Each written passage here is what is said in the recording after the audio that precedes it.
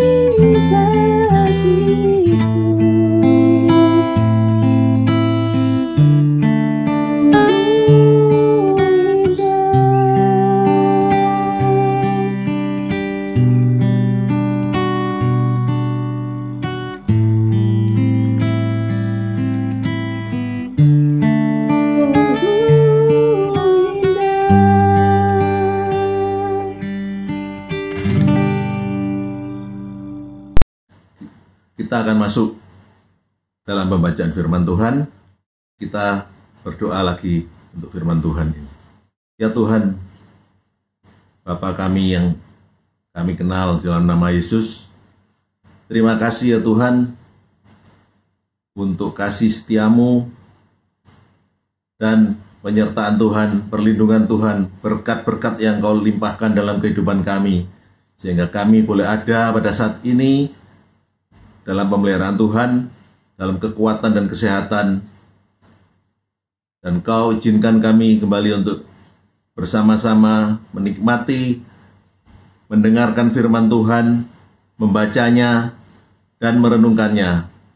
Kami percaya bahwa firman Tuhan ini tidak akan berlalu dengan sia-sia dan boleh menjadi kekuatan dalam menghadapi kehidupan kami, terutama dalam masa-masa sulit pandemi COVID-19 ini. Ampuni setiap dosa dan kesalahan kami semua, terutama hamba-Mu yang akan menyampaikan, membawakan firman Tuhan ini. Biar Kau bisa pakai mulut, lidah, dan bibir hamba-Mu ini, dan boleh menjadi berkat bagi kami semua, karena firman Tuhan ini adalah penolong dan juga yang memberikan roti kehidupan dalam kehidupan kami. Terima kasih ya Tuhan, kami mau buka firman-Mu dan kami serahkan acara kami ini selanjutnya dalam nama Yesus. Haleluya, amin. Baiklah Bapak Ibu Saudara yang dikasihi Tuhan, pada hari ini kita akan membaca firman Tuhan dari 2 Tawarikh 20 ayat 26 sampai dengan 30. Ya, tema firman Tuhan pada pagi hari ini saya sebut pentingnya bersukacita. Baiklah, saya akan bacakan 2 Tawarikh 20 ayat 26 sampai dengan 30. Pada hari keempat mereka berkumpul di lembah pujian. Di sanalah mereka memuji Tuhan. Dan itulah sebabnya orang menamakan tempat itu lembah pujian hingga sekarang. Lalu pulanglah sekalian orang Yehuda dan Yerusalem dengan Yosafat di depan. Mereka kembali ke Yerusalem dengan sukacita, karena Tuhan telah membuat mereka bersukacita karena kekalahan musuh mereka. Mereka masuk ke Yerusalem dengan gambus dan kecapi dan nafiri, lalu menuju rumah Tuhan. Ketakutan yang dari Allah menghinggapi semua kerajaan negeri-negeri lain, ketika mereka mendengar bahwa Tuhan yang berperang melawan musuh-musuh Israel. Dan kerajaan Yosafat amanlah, karena Allahnya mengaruniakan keamanan kepadanya di segala penjuru. Kenapa saya ambil tema pentingnya bersukacita? Dari pembacaan firman Tuhan 5 ayat ini, pada ayat yang ke-27, kita tadi baca dan dengar ada kata sukacita dan juga bersukacita. Jadi 2 kali disebutkan kata sukacita. Dalam kitab Tawarikh 20 ini, 2 Tawarikh 20 ini, dikisahkan tentang Raja Yosafat yang memerintah di kerajaan Yehuda. Suatu saat, kerajaan Yehuda ini diserang oleh Bani Amon, Moab, dan Meonim dalam jumlah laskar yang besar, sehingga Yosafat menjadi ketakutan. Ini kalau kita mau baca di ayat 1 sampai dengan ayat 3. Saya nggak akan bacakan, karena seharusnya memang ini dibacakan semua satu perikop, tapi waktunya terlalu panjang, jadi saya ringkas saja. Kemudian di ayat 10 itu menjelaskan bahwa Bani Menim ini adalah orang-orang dari pegunungan Seir, yang sebetulnya mereka masih saudara dengan orang-orang Israel. Karena apa? Orang-orang dari pegunungan Seir ini merupakan Bani Edom. Dan kita tahu bahwa Edom adalah keturunan Esau yang merupakan kakaknya Yakub. Jadi sebetulnya Bani Edom ini, atau yang disebut orang Menim ini, masih saudara dengan orang-orang Israel. Tetapi mereka ikut menyerang orang-orang Israel, dalam hal ini kerajaan Yehuda yang dipimpin oleh Yosafat. Dan karena Yosafat adalah raja yang taat dan takut akan Tuhan, maka dia mengajak rakyatnya untuk berkumpul di bait Allah, berdoa, dan meminta pertolongan Tuhan. Ini kalau kita baca di ayat 4 sampai dengan ayat 13, maka kita akan mendapati hal ini. Jadi Yosafat memang adalah raja yang baik di mata Allah, sehingga walaupun dia tahu dan mengalami ketakutan yang besar, tapi dia tetap hanya datang dan meminta tolong kepada Tuhan. Plus rakyatnya juga diajak untuk berdoa bersama-sama di bait Allah.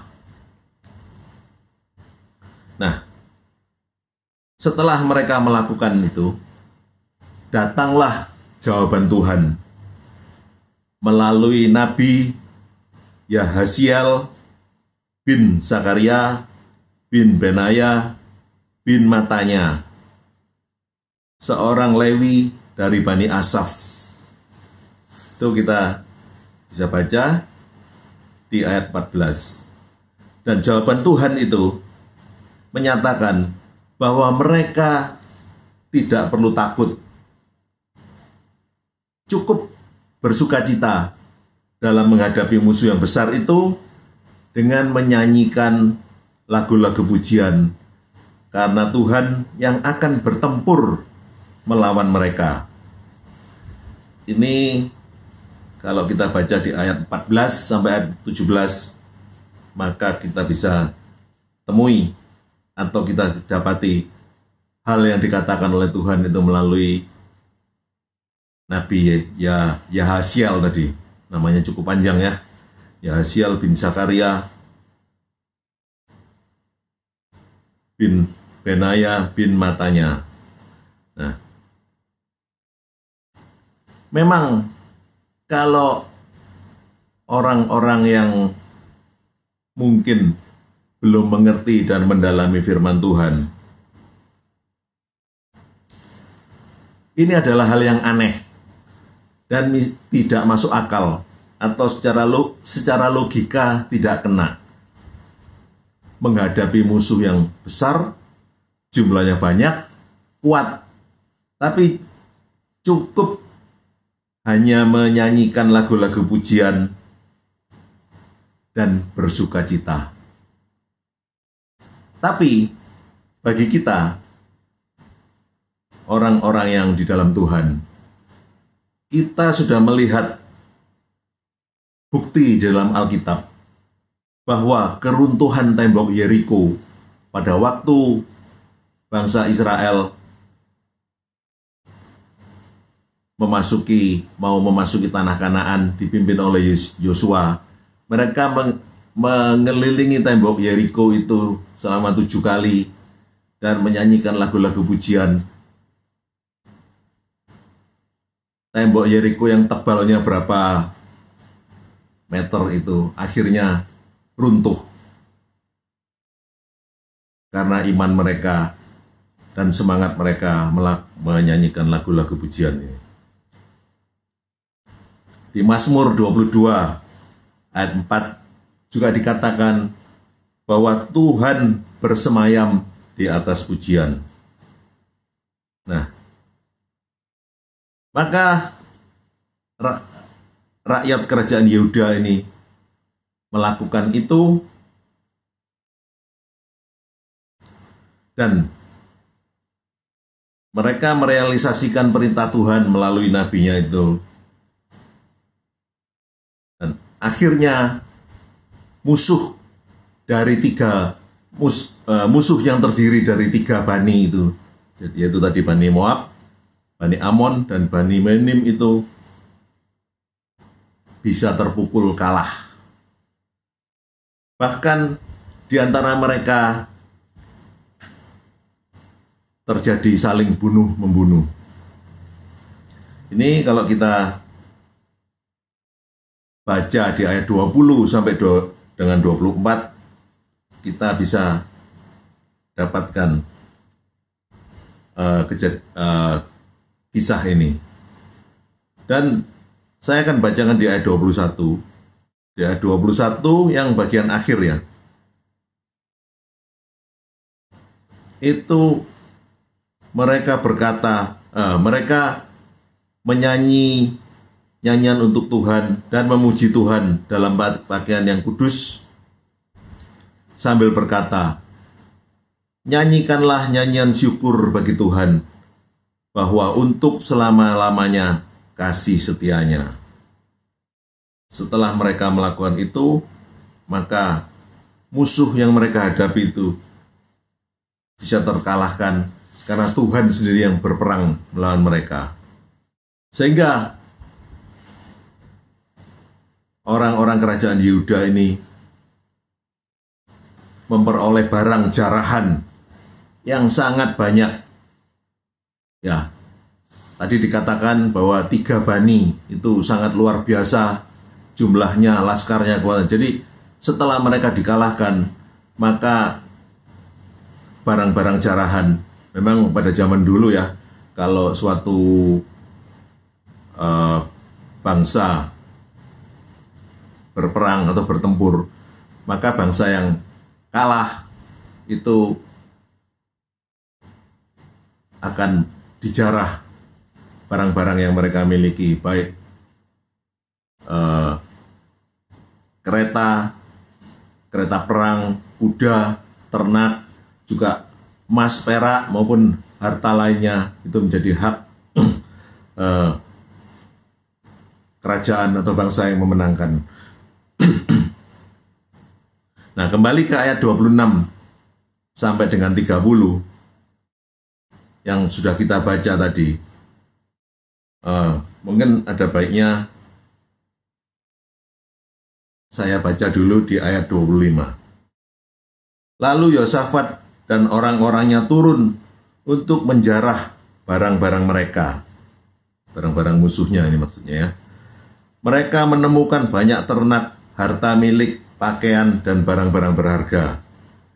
Yang mereka rampas itu lebih banyak daripada yang dapat dibawa. Jadi saking banyaknya, sehingga gak semua barang jarahan itu bisa dibawa. Sampai mereka membutuhkan 3 hari lamanya menjarah barang-barang itu karena begitu banyaknya.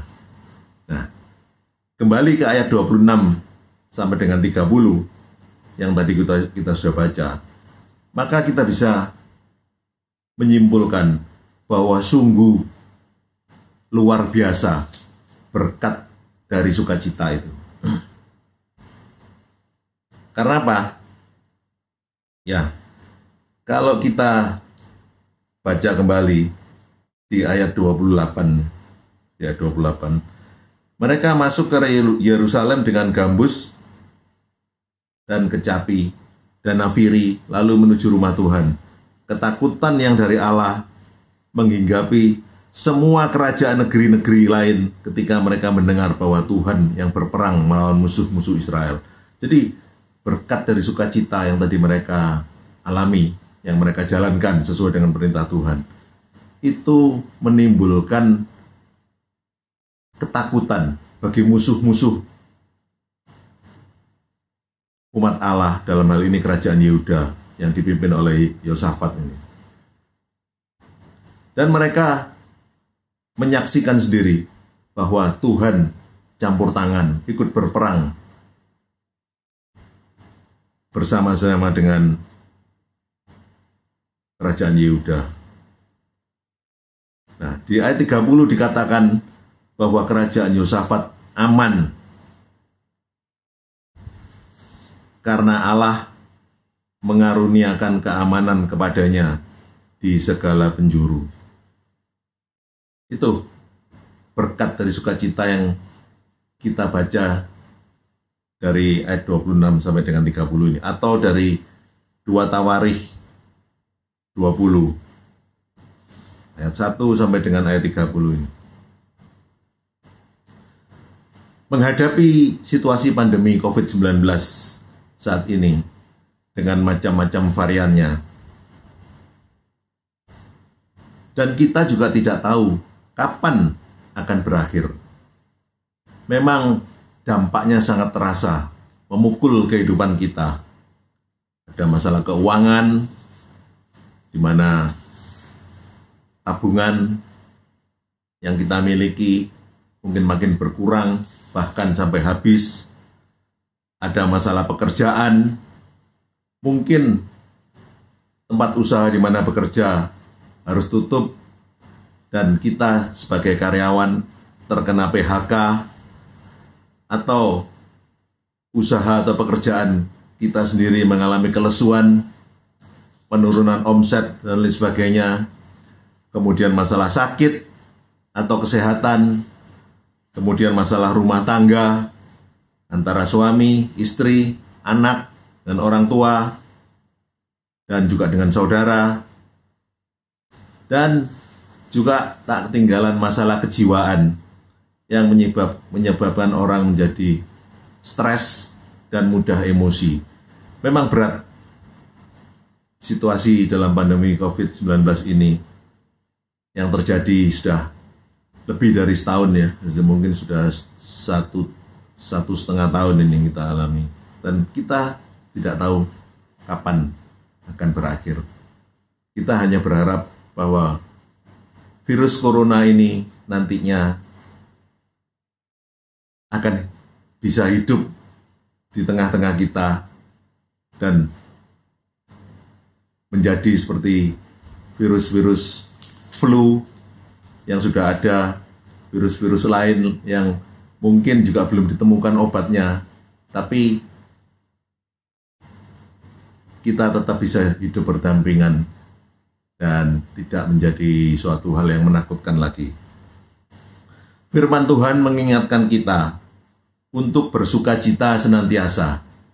Ini ayat yang sering kita baca, itu ada di Filipi 4, ayat 4, dan ayat 6 sampai dengan 7.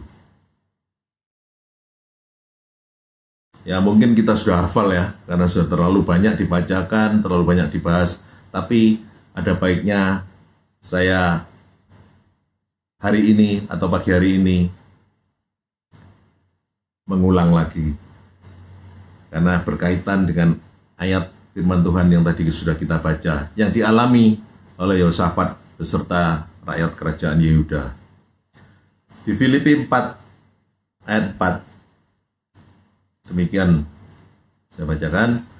Bersukacitalah senantiasa dalam Tuhan. Sekali lagi kukatakan, bersukacitalah. Ayat 6, janganlah hendaknya kamu khawatir tentang apapun juga, tetapi nyatakanlah dalam segala hal keinginanmu kepada Allah dalam doa dan permohonan dengan ucapan syukur.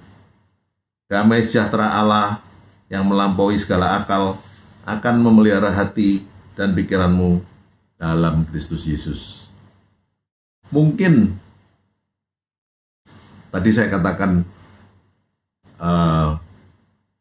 di ayat yang kita baca di doa tawarikh tadi, menghadapi musuh yang besar malah bersukacita dan hanya bernyanyi-nyanyi memuji Tuhan. Itu pandangan orang yang belum mengenal Tuhan, bisa seperti itu. Sama dalam kita membaca Filipi 4 ayat 4 dan ayat 6 dan 7 ini.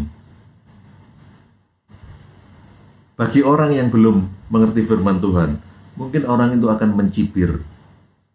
Dalam keadaan susah seperti pandemi COVID-19 ini, kok malah bersuka cita? Sudah gila mungkin.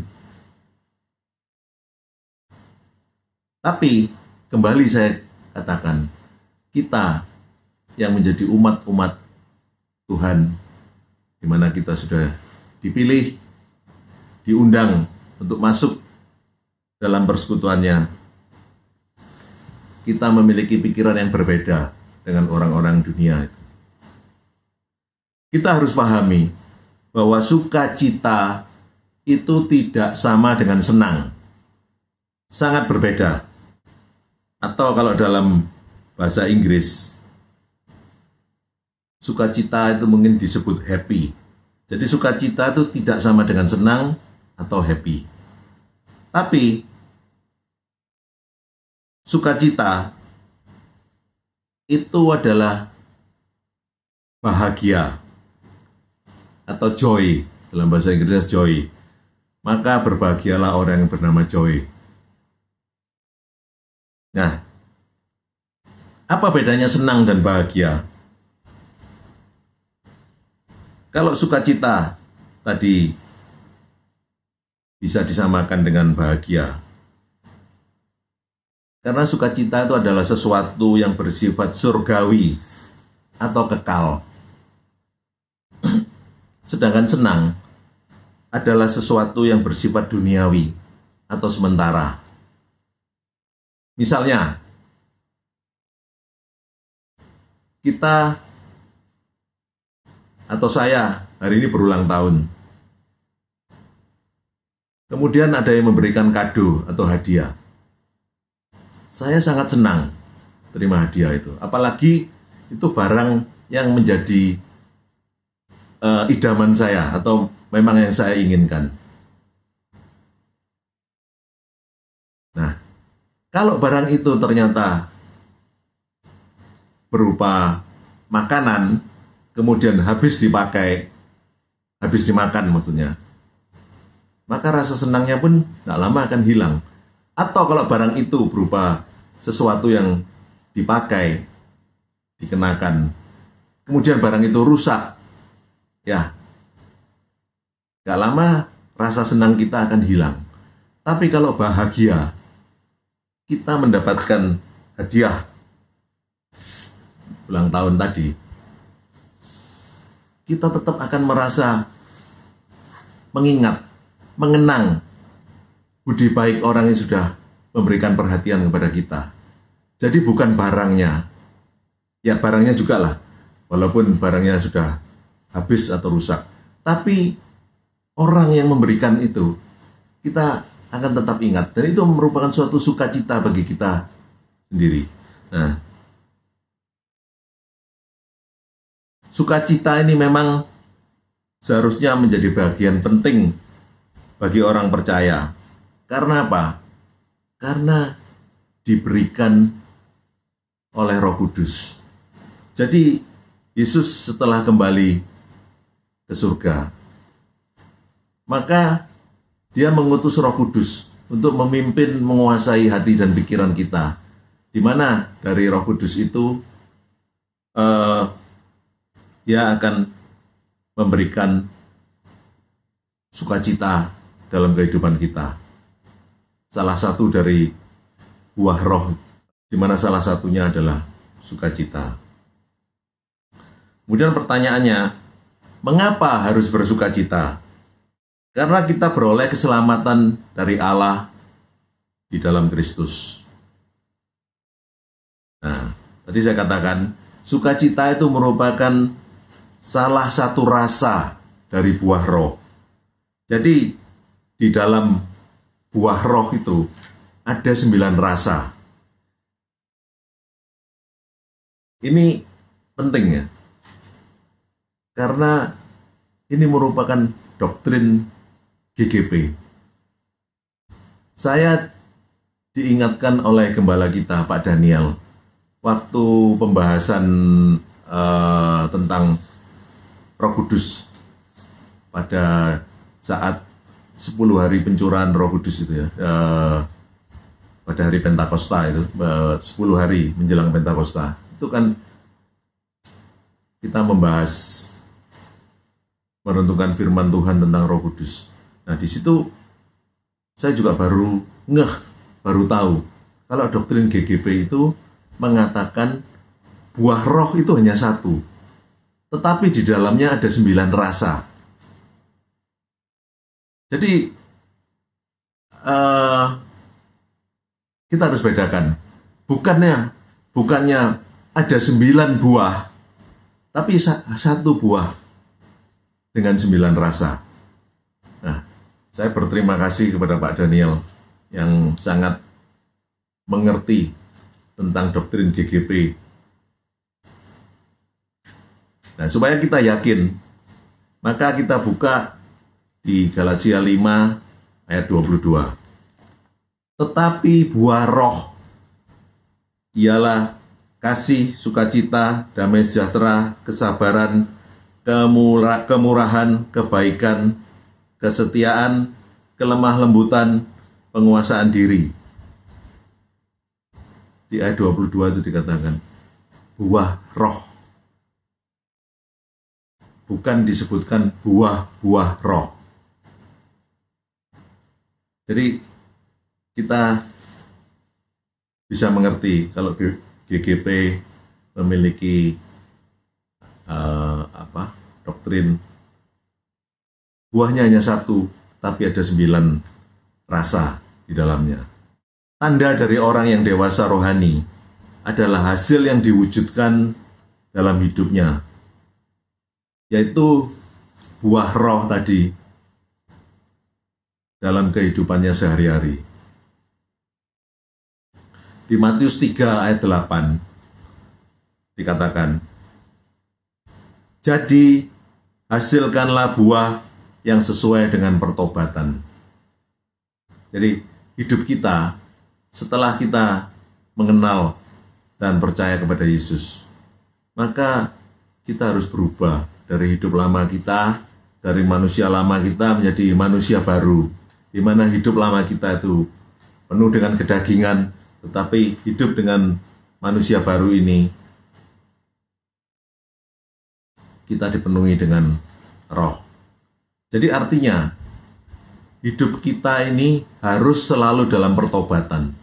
Dan pertobatan itu harus kita jaga sepanjang hidup kita. Pertobatan tidak bisa hanya sekaligus atau secara instan.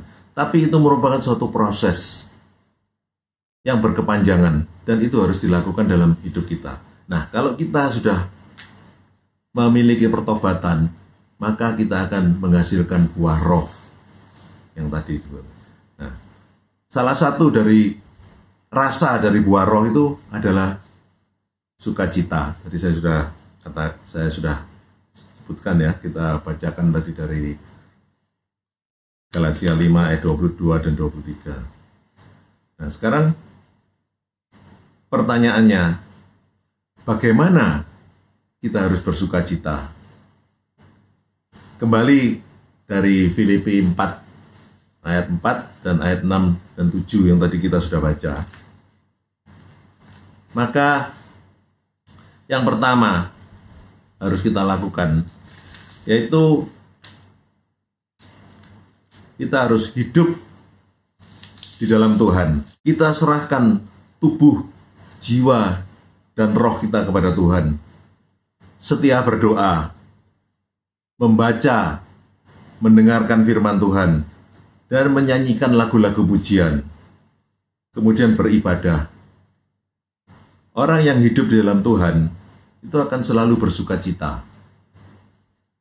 Di mana dalam sukacita ini tidak ada dendam, tidak ada iri, tidak ada kecewa, ataupun kehilangan harapan. Sehingga dengan kita bersukacita ini, maka damai sejahtera Tuhan akan melingkupi kita. Ini kita tadi sudah baca di Filipi 4 ayat 7, damai sejahtera Allah yang melampaui segala akal akan memelihara hati dan pikiranmu di dalam Kristus Yesus. Nah, yang kedua, bagaimana kita harus bersukacita? Itu adalah hidup tanpa rasa khawatir. Maksudnya rasa khawatir yang berlebihan ya. Boleh kita secara manusia, secara manusiawi dan alami, kita memiliki rasa khawatir itu boleh, tapi jangan terlalu berlebihan. Jadi nyatakan segala keinginan kita kepada Tuhan dalam doa permohonan dengan ucapan syukur. Ini tadi kita sudah baca di Filipi 4 ayat 6. Yang ketiga, mengapa harus bersukacita? Yaitu hidup dengan mensyukuri apa yang ada pada kita. Harus manusia itu memang memiliki keinginan. Dan keinginan itu selalu ingin dipuaskan. Kita harus bisa membedakan dalam hidup kita ini antara keinginan dan kebutuhan. Kalau kita beli HP, itu bisa merupakan keinginan, bisa merupakan kebutuhan. Kebutuhannya apa? Untuk menunjang pekerjaan kita, untuk berkomunikasi, baik dengan keluarga, dengan teman, relasi. Semua memang ada di HP itu. Bahkan Alkitab kita, isi Alkitab kita juga ada di dalam HP. Ini memang merupakan kebutuhan. Tetapi kalau kita membeli HP yang terlalu canggih dan nggak sesuai dengan kebutuhan kita, maka itu merupakan keinginan. Nah, kalau keinginan ini kita paksakan, maka kita akan lupa dengan kemampuan kita membeli, memaksakan diri, sehingga akibatnya terjadi hal-hal yang tidak kita inginkan. Jadi kita harus bersyukur dengan apa yang sudah kita miliki dan tidak bersungut-sungut dengan apa yang kita belum punyai. Kemudian yang keempat, mengapa kita harus bersukacita? Hidup bukan hanya ditentukan oleh orang lain, tetapi oleh diri sendiri. Kita baca di Amsal 17 ayat 22. Amsal 17 ayat 22. Saya bacakan. Hati yang gembira adalah obat yang manjur, tetapi semangat yang patah mengeringkan tulang. Kita sudah sering baca ayat ini, bahkan mungkin sudah hafal. Lagunya juga ada. Hati yang gembira adalah obat. Nah, itu. Ini yang harus kita ingat, bahwa hidup kita itu bukan ditentukan oleh orang lain, tapi diri sendiri. Jadi kalau kita merasa gembira sehingga tidak stres, tidak sakit-sakitan, itu karena kita yang menimbulkan, yang menimbulkan dari diri kita sendiri. Dan kita yang karena tadi hati yang gembira itu, maka hidup kita akan selalu diliputi dengan sukacita. Jadi dalam hal ini, sukacita itu bisa hilang kalau kita tidak melakukan salah satu dari 4 hal ini ya. Tadi saya sudah katakan, hidup di dalam Tuhan. Yang kedua, hidup tanpa rasa khawatir berlebihan. 3, hidup dengan bersyukur. Dan yang keempat, hidup yang tidak tergantung dari orang lain. Jadi sukacita itu bisa hilang kalau kita tidak melakukan salah satu dari 4 itu, atau salah 2 dari 4 itu, atau salah 3 dari 4 itu, dan sekaligus salah 4. Kalau kita nggak melakukan itu, maka sukacita itu bisa hilang. Jangankan 4, saya katakan tadi, salah satu aja kita nggak melakukan, sukacita bisa hilang. Jadi di sini kita bisa lihat apa yang membuat seorang itu merasa senang atau susah. Bukan keadaan yang dialami, tetapi adalah sikap hati dan cara orang atau cara kita menanggapi keadaan. Amsal 15 ayat 15, Salomo mengatakan, hati orang berkesusahan buruk semuanya, tetapi orang yang gembira hatinya selalu berpesta. Nah, mana yang kita mau pilih? Hati yang berkesusahan atau hati yang gembira?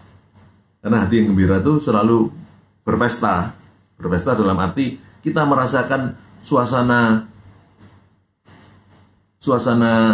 senang, sukacita, seperti halnya kalau orang berpesta. Nah, tentulah kita akan memilih yang gembira hatinya, yang selalu berpesta tadi, menurut Salomo. Ini kita bisa peroleh tanpa harus menunggu keadaan berubah. Sikap hati kitalah yang perlu dibenahi, di mana kita harus berbenah untuk bisa mendapatkan hati yang gembira tadi. Jadi, kesimpulannya, bahagia atau sukacita itu merupakan keputusan kita sendiri, bukan karena keadaan. Demikianlah firman Tuhan yang sudah saya sampaikan. Semoga bisa menjadi berkat bagi kita semua. Kiranya kasih setia Tuhan menyertai kita. Amin. Lah, saudara-saudara yang dikasihi, firman Tuhan telah kita baca, dan kita akan berdoa untuk firman Tuhan ini. Terima kasih ya Tuhan untuk firman-Mu yang sudah kami baca, kami renungkan. Biarlah firman-Mu ini tidak berlalu dengan sia-sia dari dalam kehidupan kami, tapi kami boleh selalu mengingat bahwa sukacita itu kami bisa membentuk, membangun melalui diri kami sendiri. Bukan melihat keadaan orang lain, bukan melihat keadaan yang kami alami, tetapi kami harus hidup berdamai dengan Engkau. Kami harus mendengar kehendak Tuhan, memahami rencana-rencana Tuhan dalam kehidupan kami. Dan kami juga tidak perlu mengalami rasa khawatir secara berlebihan. Dan biarlah kami juga selalu mensyukuri apa yang sudah ada pada kami, yang Tuhan sudah limpahkan dalam kehidupan kami. Bukan bersungut-sungut atau mengharapkan hal-hal yang belum kami miliki. Terima kasih ya Tuhan untuk firman-Mu ini. Biarlah firman-Mu ini boleh menjadi kekuatan, menjadi bekal bagi kami dalam melangkahi kehidupan kami ini yang saat-saat ini di mana dipenuhi dengan kesulitan dan juga hal-hal yang mungkin membuat kami susah, tapi biarlah melalui firman-Mu ini kami boleh diingatkan dan kami boleh mengalami pemeliharaan dan pimpinan Tuhan dalam kehidupan kami. Terima kasih ya Tuhan.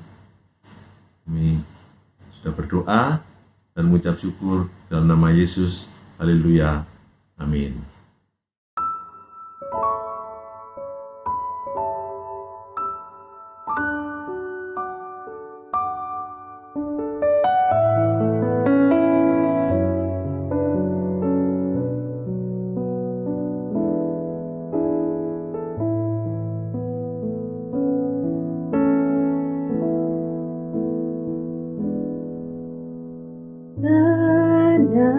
Tenanglah kini hatiku, Tuhan memimpin langkahku. Di tiap saat dan kerja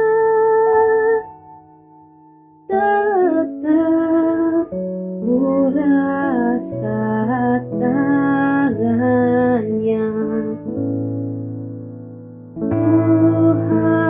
Tuhanlah yang membimbingku, tanganku dipegang teguh. Hatiku berserah penuh, tanganku dipegang teguh.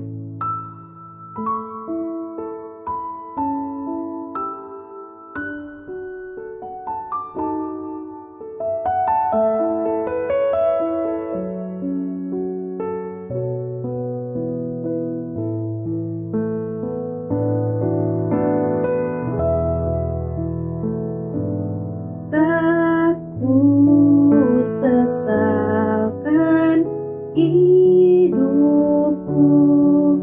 betapa juga nasibku,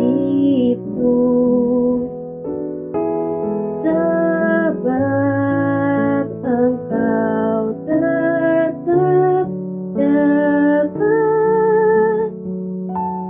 Tanganmu ku pegang erat. Tuhanlah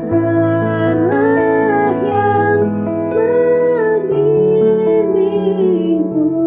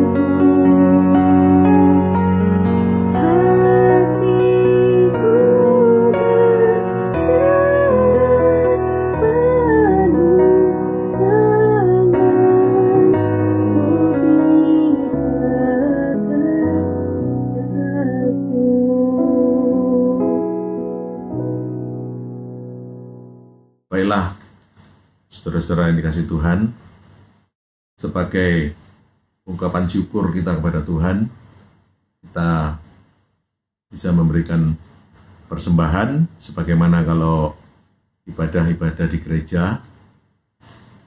Mungkin saudara di rumah bisa menyediakan amplop, dimasukkan persembahan itu ke dalam amplop, dan nanti dikumpulkan manakala sudah dimulai ibadah di gereja, atau mungkin saudara bisa transfer ke rekening bendahara ataupun rekening yang sudah ditentukan seperti rekening Bapak Gembala kita dan yang sudah kita ketahui.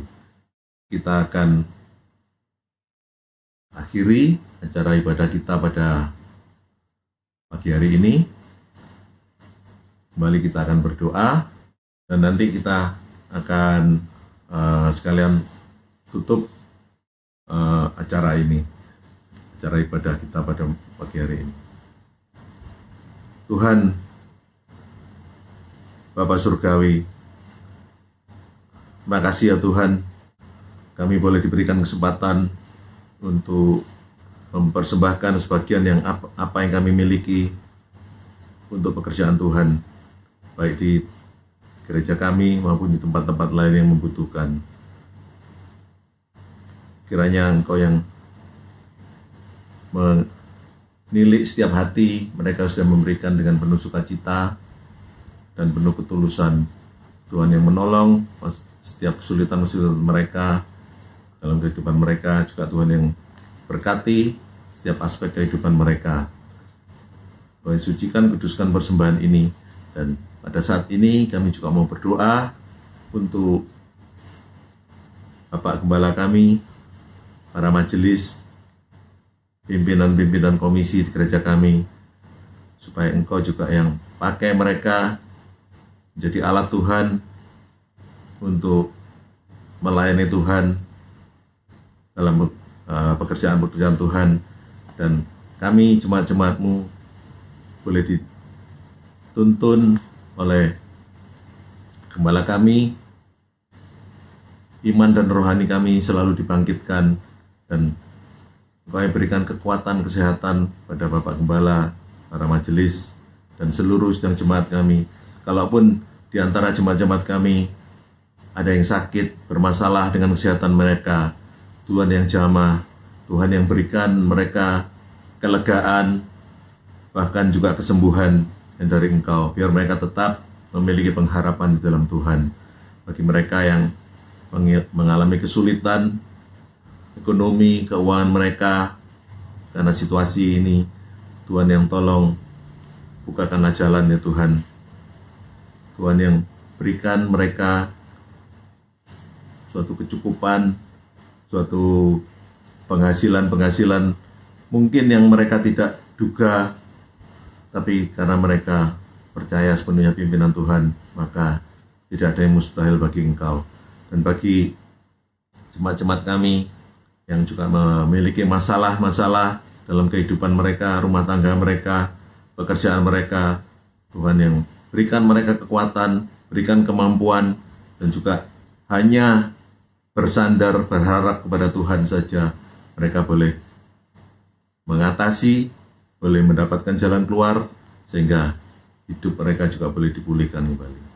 Terima kasih ya Tuhan, terima kasih. Kami akhiri ibadah kami ini, akan memohon berkat dari Engkau ya Tuhan. Saudara-saudaraku yang terkasih, biarlah berkat, rahmat, anugerah dari Allah Bapa, kasih, damai sejahtera, pengampunan dari Yesus Kristus, hikmat, persekutuan, dan penghiburan dari Roh Kudus menyertai kita sekarang sampai selama-lamanya. Amin. Ibadah telah selesai. Tuhan memberkati kita semua, dan kita akan bertemu kembali minggu depan.